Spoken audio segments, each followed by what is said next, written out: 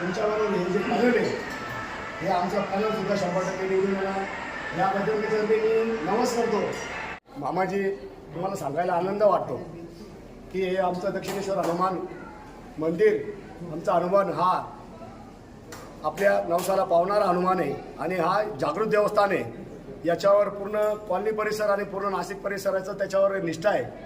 त्यामुळे मी आज आमच्या हनुमानाला प्रार्थना करतो की हे भगवंता, तू आमचे सलीम मामा आणि त्यांच्याबरोबर जे आमच्या गीताताई जाधव असतील, कायाताई गाया असतील आणि रेणुकाताई लहारे असतील, आमचं पूर्ण पॅनल तू येणाऱ्या निवडणुकीत 16 तारखेला मोठ्या फरकाने विजय कराल अशी हनुमंताला मी प्रार्थना करतो.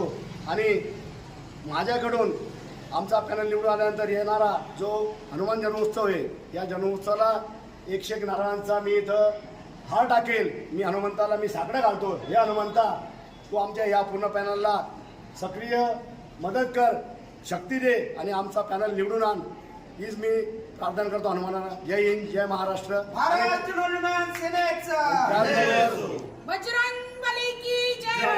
मला एक सांगायचं वाटतं, याने मी तुम्हाला आत्ताच आठवलं ते सांगणं गरजेचं की मागील काही वर्षापूर्वी ज्यावेळेस कोणतेही धार्मिक स्थळं जे अनधिकृत कृत्या महाराष्ट्र मनपाने काढण्याचा जो प्रयत्न घेतला होता, घाट घातला होता, त्यामध्ये आमच्या दक्षिणेश्वर हनुमान मंदिराचं सुद्धा नाव होतं.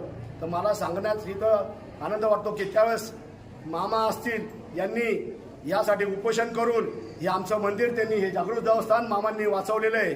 तर आमचा हा बजरंग मामा तुम्हाला नक्कीच पावेल ही निष्ठा बाळगतो. जय हिंद, जय महाराष्ट्र.